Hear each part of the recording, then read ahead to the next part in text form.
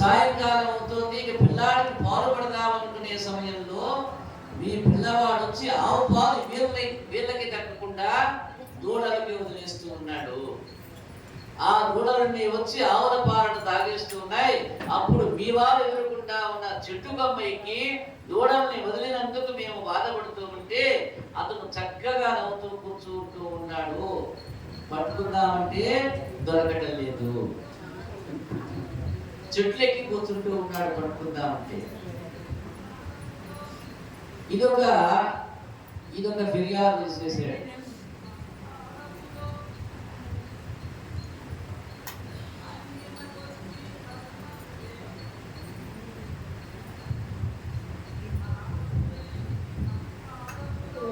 మరొక స్త్రీ అంటదట, పడతీని బిడ్డడు మా కడవలలో ఉన్న మంచి కాగిన పాల పడుచులకు పోసి చిక్కిన కడవలకు నడిచి నాకు గదతో లేదు అన్నది. యశోదమ్మ, నీకు అసలు క్రమశిక్షణ లేదు, నీకే లేదు, నీ పిల్లాడికే ఎలా వస్తుంది, ఆడికేం లేదు. ఏం చేశాడో తెలుసా? మా ఇంట్లో పాలన్నీ ఎర్రగా కుండల్లో కాచి పెట్టాం. అటువంటి పాలు పిల్లలందరినీ తీసుకొచ్చి చడి చప్పుడు లేకుండా కుండలనెత్తి ఆ పాలన్నీ తాగేసి ఆ కడవలను కింద పారేసి వాటిని తొక్కుకుంటూ వెళ్ళిపోయాడమ్మా. మా ఇంట ఉన్న పాలు పోయాయి, కడవలు పోయాయి. ఇది ఎక్కడి పిల్లాడు, ఇదేమి చోద్యం, వీడెక్కడి పిల్లాడు, కాస్త భయం చెప్పవమ్మా మీ పిల్లాడు అన్నది.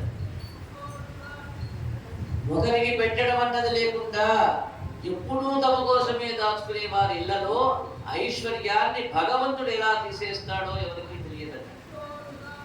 అసలు పరాయి వాడికి పెట్టడం రాని ఇంట్లో వచ్చి లక్ష్మీదేవిని ఎలా తీసుకువెళ్ళాలో భగవంతుడికి తెలుసు.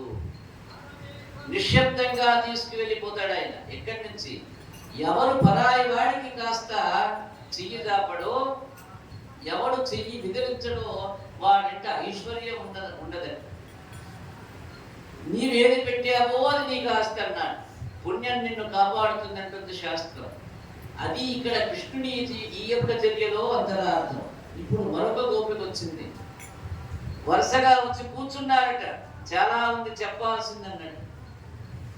ఇంకొక గోపిక చెప్తున్నదట, ఈవిడ కొంచెం తెలివిగా మాట్లాడుతుంది. అప్పటికే కృష్ణుడు వచ్చి దొంగతనాలు చేస్తూ ఉన్నాడని చెప్పి కింద పెడితే పాలు పెరుగు తాగేసి గుండెలు పగల కొట్టేస్తా ఉన్నాడని చెప్పి తెలుసుకున్నాడు. అందుకని ఆమె తన యొక్క కోడల్ని పిలిచి, గుండల్ని కింద పెట్టకమ్మా, ఉట్టి మీద పెట్టు. ఎలా ఉండాలి? కృష్ణుడికి అందకుండా పైన ఎక్కడో పెట్టారు, జాగ్రత్తగా గుర్తు పెట్టుకున్నది. అందరూ హాయిగా పడుకున్నారు. కృష్ణుడు వచ్చేసి,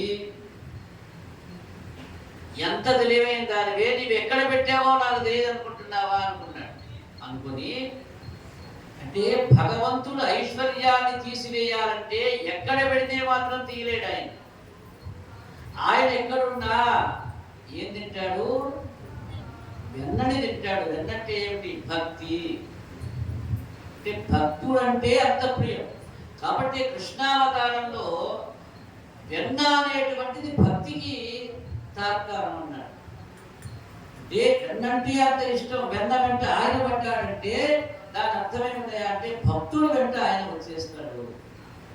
ఇక్కడ ఇప్పుడు కృష్ణుడు ఆ యొక్క పైన ఎక్కడో పెట్టినటువంటి ఆ యొక్క కుండను అందుకోవడానికి ఒక రోలు రాగాడు, పక్కన ఉన్న రోలని. దాని మీద 2 పీటలు వేసాడు, చెయ్యి అందలేదట. అందుకని కుండకి కింద కన్నం పెట్టేసేసాడు. ఎక్కినంత దూరం ఎక్కాడు, అయినా అందలేదుగా. ఇక అందదని చెప్పి దాన్నే కిందకి తేవాలని కుండ కింద కన్నం పెట్టేసేసాడు. అలా ఆ యొక్క కింద కన్నం పెట్టాడు. అందులోంచి శుభ్రంగా మిగతా పిల్లలందరితో కలిసి వెన్నంతా తినేసేసాడు. ఆ గోప స్త్రీ అంటుంది ఇప్పుడు, యశోద, నీ కడుపు పైకి కనబడదు కానీ ఇంత తిండి తినేసే పిల్లవాడిని ఎక్కడ కన్నావమ్మా? చూసావప్పుడు నీవు కడుపుతో ఉన్నప్పుడు. అప్పుడు కనపల్లా కడుపు ఎంతదో, కానీ ఇంత తినేవాడి కడుపుని ఉన్నటువంటి నీ కడుపుని ఎంట పెట్టేవన్నది. వెన్న పాలు చీరలో పట్టి తాగేస్తూ ఉన్నాడు. వెన్న పాలు సహజంగానే ఏలుతో రాకుండా వీడేమో దోశలు పెట్టి లాగేస్తూ ఉన్నాడు మీ పిల్లవాడు.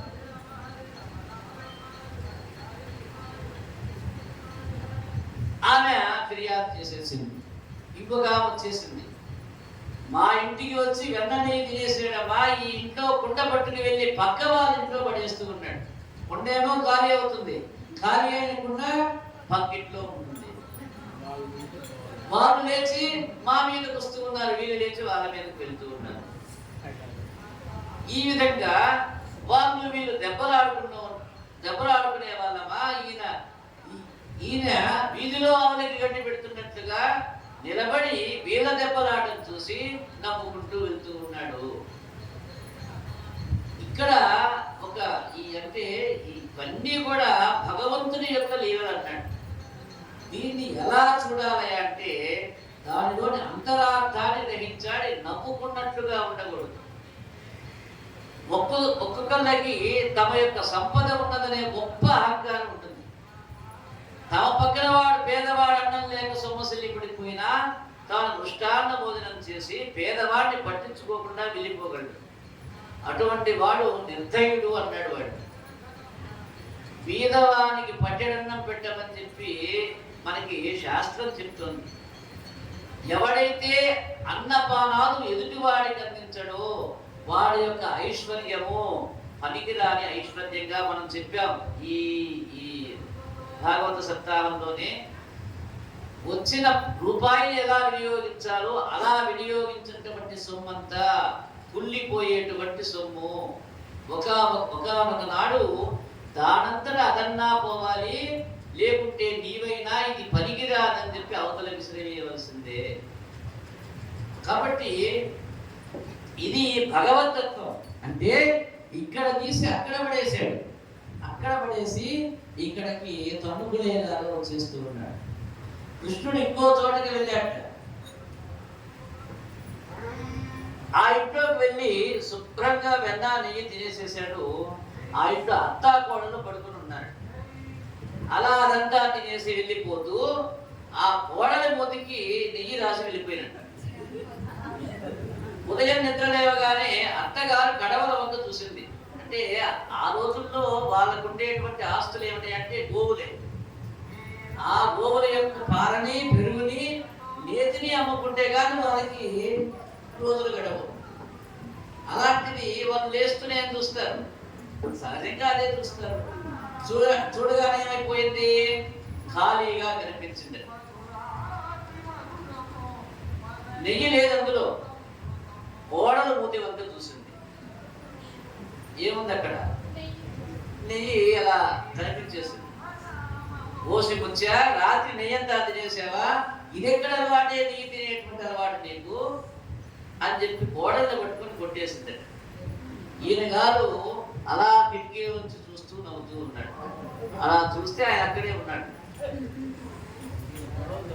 ఇక్కడ అత్త కోడళ్ళకి నేర్పవలసిన ధర్మం ఒకటి ఉన్నదండి. ఇంటికి వచ్చిన మహాత్ములను ఆదరించడం వలన ఇంటి యొక్క ఐశ్వర్యం పెరుగుతుంది. ఇంటికి వచ్చిన మహానుభావుని ఆదరించడం ద్వారా ఇంట్లో ఐశ్వర్యం పెరుగుతుంది. ఇంటి ఐశ్వర్యం కోడల వల్ల నిలబడాలి. వాస్తవంగా వచ్చిన అతిథులను ఎలా గౌరవించాలో అత్తగారు కోడలికి నేర్పారు. అలా కాకుండా అత్తగారు కోడలికి దుష్ట చేష్టలు నేర్పారంటే చివరికి ఏమవుతుంది, అది వారిద్దరి మధ్య దెబ్బలాటకు దారితీస్తుంది. సంసారాలు చితికిపోతాయి. ధర్మమునందు ప్రతి ఒక్కరికి పూనిక అవసరం. ఈ ధర్మ పూనిక రావాల్సినటువంటి దానికి ప్రధాన హేతు ఎవరయ్యా అంటే భగవంతుడు. కాబట్టి కృష్ణాలయం ఉంటే కృష్ణుడి దగ్గరికి ప్రధానంగా 2 వస్తువులు జరుగుతుంది. సహజంగానే భగవంతుని యొక్క తత్వం పత్రం పుష్పం ఫలంతోయం అని చెప్పి ఆయనకి ఆనాలుగు ప్రీతిగా సమర్పిస్తే చాలని చెప్పన్నా, ఏ దైవాలకు సంబంధించిన ఆయా ప్రీతికరమైనటువంటి వస్తువులు సమర్పిస్తే ఆయన మన యందు రమ్యత కలిగి ఉంటాడు. కాబట్టి కృష్ణయ్య దగ్గరికి వచ్చేటప్పుడు వెన్న కానీ అటుకులు కానీ తీసుకొచ్చేటువంటి అలవాటు ఉంది పెద్దవాళ్ళకి. ఈ విధంగా ఆ యొక్క ధర్మ సూక్ష్మాన్ని నేర్పడం కోసం ఈ యొక్క యుగకర్త అయినటువంటి లీలామానుష విగ్రహ స్వరూపుడైనటువంటి కృష్ణ పరమాత్ముడు తన యొక్క పుట్టుక దగ్గర నుంచే యొక్క జాతికి విశేషమైనటువంటి జ్ఞానాన్ని అందించాడు. మనం ఎప్పుడు అనుకుంటాం, ఎప్పుడో కురుక్షేత్ర యుద్ధ సమయంలో, అప్పటికి 100 సంవత్సరాలు ఉంటాయేమో, అలాంటి ఆ యొక్క యుద్ధ సమయంలో అర్జునుడికి యుద్ధం చేయమని చెప్పి ఏదో 700 శ్లోకాలతోటి భగవద్గీత అనేటువంటి దాన్ని ఆయనకి చెప్పాడని చెప్పి అనుకుంటాం. అప్పుడు భగవద్గీత చెప్పడం కాదు, పూతనా సంహారం నుంచే ఆ యొక్క భగవంతుడు తన యొక్క లీలల ద్వారా, మాలల ద్వారా ఈ యొక్క జాతికి విశేషమైనటువంటి జ్ఞానాన్ని అందించాడు. ఇలా అయితే వాళ్ళు ఇన్ని పరమాత్మని అనుకుంటూ ఉన్నారా? లేదు, ఒక అల్లరి వాడిగా చూస్తూ ఉన్నారు. మన ఇంటి పక్కన ఉన్నటువంటి ఒక చిల్లరి వాడిగా చూస్తూ ఉన్నారు. అలా అంటూ ఈ యొక్క పరంపర అంటే ఎంతమంది వచ్చారు? ఆ వీధి వాళ్ళంతా వచ్చేసేసారు. సహజంగా ఇది మన ఇళ్ళలో కూడా జరుగుతుంది. ఎప్పుడో వాడెవడో ఒకడు పోతూ పోతూ ఒక కుండ మీద రాయేశాడు. పిల్లవాడు కదా, వాడి చేతులు రాయి దొరికింది, దాన్ని ఎటో ఒకవైపు విసిరేసాడు. కుండ పగిలింది. కొట్టింది ఎవడో చూశాడు, ఇదిగో వాడే. ఏదో కాస్త ముద్దుగా ఉన్నాడు, ఆ పుణ్యలే పిల్లవాడు అని చెప్పి వదిలేశాడు. ఆ తర్వాత అవతల వాళ్ళ ఇంట్లో అత్త చేతిలో నుంచే కుండ దాని కింద పడింది. అత్త ఏం చెప్తుంది, వాడు ఏమైనా ఇటు వచ్చాడేమో అంటే గోడలు చూస్తే తిరుగుతున్నాను, మొగుడికి తెలిస్తే కొడతాడను, వాడేమో ఇటు వచ్చాడేమో అంటే ఎవరి మీద పోతున్నాడేమో. వారు కూడా వచ్చారు. ఇప్పుడు ఇక్కడ వచ్చి చివరికి మొత్తంగా అందరి తరఫున ఒక ఆమె చేసిందట. ఆగండి, నేను చెప్తాను, ఒక్కొక్కటి ఎన్నని చెప్తా, దానికి నేను చెప్తాను అసలు విషయం అని చెప్పి ఆమె చెప్పడం మొదలుపెట్టింది. ఓయమ్మ, నీ కుమారుడు మా ఇండ్లను బాగు పెరుగు మన నీడమ్మ.